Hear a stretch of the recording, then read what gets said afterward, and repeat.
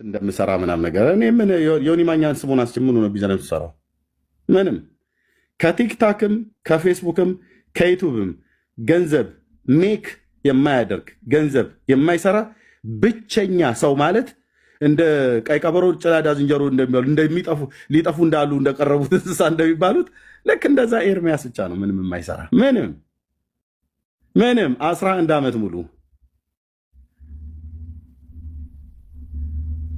ስንት ሺህ ሰብስክራይብ አለኝ ዩቲዩብ ላይ ወንድሞች እህቶች ሁሉ እየለመኑ ምክንያቱም እንደዚህ አይነት ነገር እንደሚመጣ ባላደረኩት እንኳን አድርገሃል ተብዬ እንደዚህ እንደሚባል ስለማቅ ማለት ነው እንጂ ብሰራ ነውር ነው ማለት አይደለም።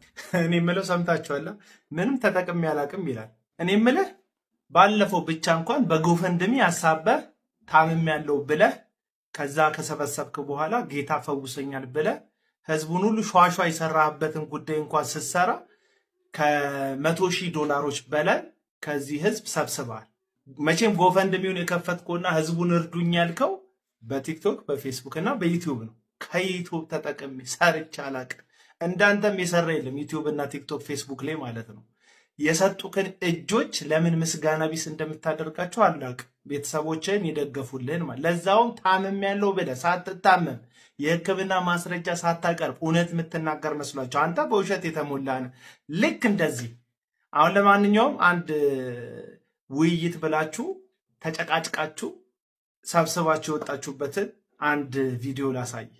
ትዝ ይልሃል ከፈለገ አትናቴዎስ ጋር ይኸው ስትገባ እንደምታየው ምንም አልነበረህም። ኮፍያ ብቻ ነው አድርገህ የገባኸው። ከዛ ሰው ስሜቱ ተነካ። ስሜቱ ከተነካ በኋላ ያለውን ሁሉ ከዛም ከዚህ ማጣድፎ ይሰጥ ጀመረ። በስተመጨረሻም ከ200,000 በላይ ኮይን ሰብስበሃል። ያው ደቅ አድርጉለት ኮመንት ላይ ከ200,000 ኮይን በላይ የሰበሰበ ሰው ምን ያህል ገንዘብ ነው የሰራው? ቲክቶክ ላይ የሃይማኖት ሰባኪ ሆናችሁ እውነት የማትናገሩ ከሆነ የምትከተሉትም እውነት አይደለም ማለት ነው። ስለዚህ ቀለመወርቅ አይተንፍሱ።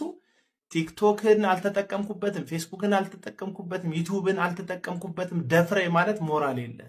ያ ሁላ ህዝብ ከዓለም ጫፍ እስከ ዓለም ጫፍ ኢትዮጵያ ውስጥ ሁሉ ሳይቀር በባንክ አካውንት ሰው ገንዘብ ያስገባል በቲክቶክ በፌስቡክ እና በዩቲዩብ ስለሚያቀህም ይህ መጠቀም ይባላል። እና አልተጠቀምኩም የምንል ሰዎች ካለ ያልተጠቀማችሁ ሰዎች ብዙ ትኖራላችሁ። እኛ ግን ቲክቶክ ፌስቡክ እና ዩቲዩብ አልጠቀመንም ብንል ውሸተኞች ነን፣ እውነት አልተናገርንም። ስለዚህ አትዋሽ፣ አትቅጠፍ። ሰማል አትዋሽ፣ አትቅጠፍ። ውሸት ምንም አይጠቅምህ። የሰጡህንም ሰዎች የሰጡህንም እጆች ያለ ምስጋና ታስቀራለህ።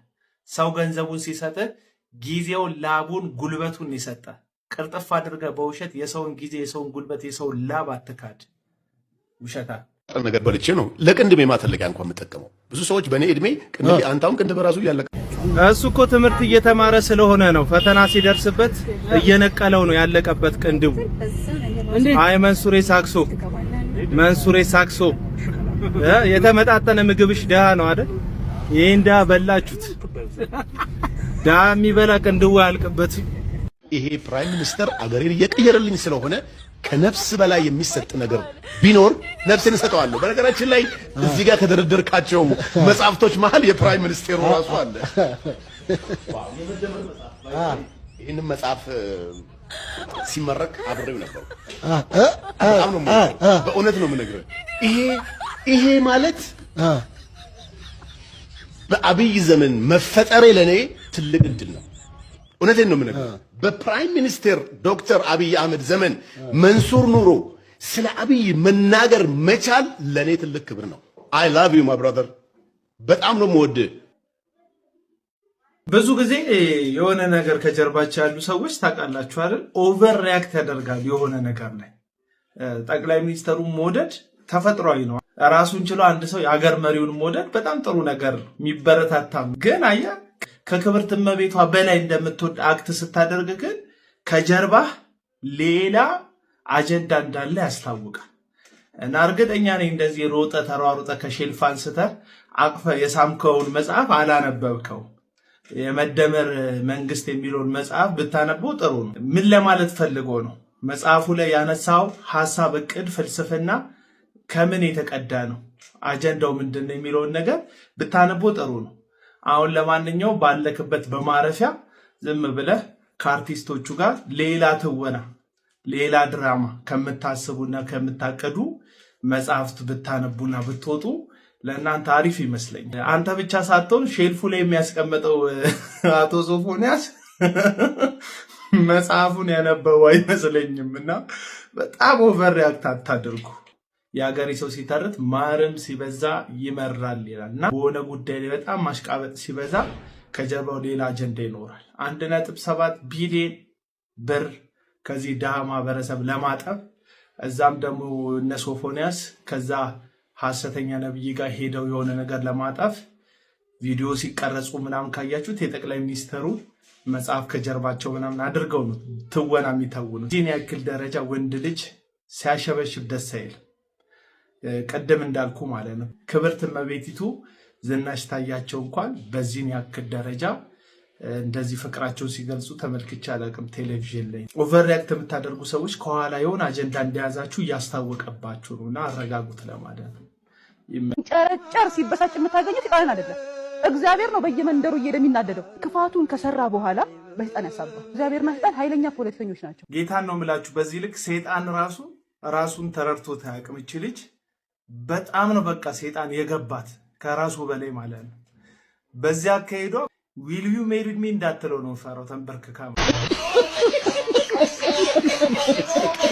በቃ እኔ አሁን የኦርቶዶክስን ትምህርታውን ከዚህ በኋላ ይዘን ስንገባ የሆነ ነገር ኦርቶዶክሶች በቃ አሳስቶ አቅርቧል ተሳስቷል ምናምን ብለው ቅር ተሰኝተንብሃል ካሉ ቅሬታቸውን ልሰማ ይገባኛል። ይሄ ክርስትናዊ ባህሪ ነው። ምንድነው ቅሬታቸው? የቱ ጋ ነው ያለ መረጃ የተናገርኩት የቱ ጋ ነው የሚለውን ነገር መስማት ይገባኛል እንደ ክርስትና። ወደኋላ አልመለስም፣ ወደፊት ነኝ። አሁን የሚሄድበትን ቦታ ላይ ብቻ ቆይ ያልኩህ ምልን ስማኝ። የሚሄድበት ቦታ ላይ ብቻ እንድትሄድልኝ የምፈልገው።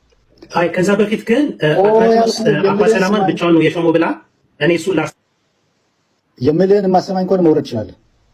ምንም አይነት ወደኋላ ግን ታሪክ አለ። አንድ ጊዜ ቀሲስ ማንንም አልሰማ። ወንድም ቅሬታ አለኝ በአንተ ባልከው ካለ ቅሬታውን ልሰማ ግዴታ ነው። ለአንተ ቁጥሩ አይደለም ዳዊት።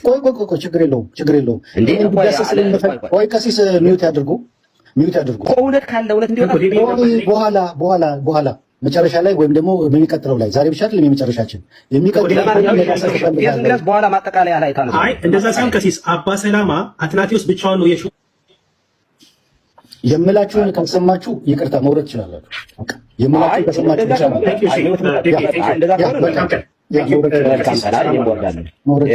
ማስረጃ የማናቀርብ ከሆነማ ምን በኋላ ብያለሁ። ያንን ማሰሙ ከሆነ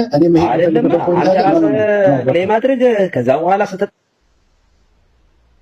የታረከኝ ጊዜ ነበረ። በጣም ጥሩሽ፣ በጣም አዝናለሁ። የሚቀጥለውን ፖይንት መጠየቅ ስላልፈለጋችሁ ብቻ እንትን መጡት። የሚቀጥለው ፖይንት ድባቅ የሚመታችሁ ፖይንት ነው። የእኛ ሰዎች አይከበሩም። እናንተ ቤት ሲገቡ ስኮላሮቻችን አይከበሩም። ዶክተር ናውል ሲገባ እናንተ ጋር ሲነጋገር በአክብሮት አታናግሩት። እውነተኛ ክርስቲያን እንሁን ነው የኔ መልእክቴ ለሁሉም። እውነተኛ ክርስቲያን እንሆን። እውነተኛ ክርስቲያን ዝቅ ብሎ ክርስቶስን የሚያተልቅ ነው። ወንድም ቅሬታ አለኝ በአንተ ባልከው ካለ ቅሬታውን ልሰማ ግዴታ ነው። ይሄ የክርስትና እንትን ስለሆነ ማለት ነው። እና እንደዛ ቢሆን እንደዛ ቢደረግ መልካም ነው ብዬ እላለሁ። ሚዲያ ላይ መሰንበት የለብህም እና ዘጋግተህ ቆላልፈህ ብትወጣ ይሻላል። ሶሻል ሚዲያውን ተወውና በቃ። ሐዋርያቶቹ ቅብብሎች ነበራቸው ወይ? ከማን ሐዋርያቶቹ ቅብብሎች ያነበራቸው? እውነት አንድን ቤተክርስቲያን ሐዋርያዊ ቅብብሎች ኖራታል የምንል ከሆነ አፖስቶሎችስ ራሳቸው ቅብብሎች ነበራቸው ወይ የሚለውን ነገር ያስነሳል። እኔ አሁን የኦርቶዶክስን ትምህርታውን ከዚህ በኋላ ይዘን ስንገባ የሆነ ነገር ኦርቶዶክሶች። እኔ ግን አንድ ጥያቄ አለኝ ዴቭ።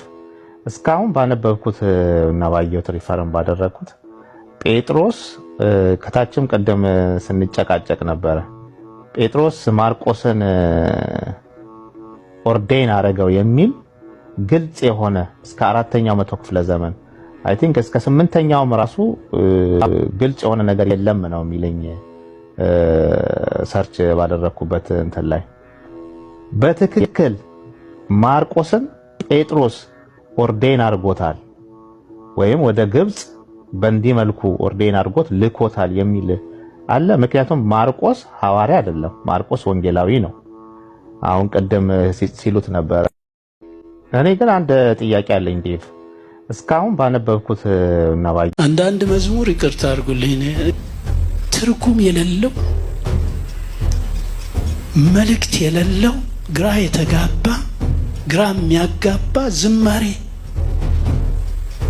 ልሰማች የማልፈልጋቸው መዝሙሮች አሉ። ቴዎሎጂካሊ ስህተት ይሆን ብዙ እያታገለን ያለ የሐሰት አስተምሮ ምንድነው ልምምድ እያልን መከራችን የምናየው ያላነበቡ ሰዎች የማያነቡ ሰዎች አስተማሪዎች እየሆኑ ሰባኪዎች እየሆኑ ነው ችግሩ የመጣው። ቆይ አሁን ሌላ ምንም አልፈልግም። እዚህኛው ላይ ቦታ ላይ ብቻ ነው አሁን ሊሄድበት ያሰብኩበት ብቻ ነው። ቆይ ወደ ኋላ አልመለስም፣ ወደፊት ነኝ። አሁን የሚሄድበትን ቦታ ላይ ብቻ ቆይ ያልኩህ ምለን ስማኝ፣ የሚሄድበት ቦታ ላይ ብቻ ነው እንድትሄድልኝ የምፈልገው። አይ ከዛ በፊት ግን አንዲት ቀርታለች አለው ከግ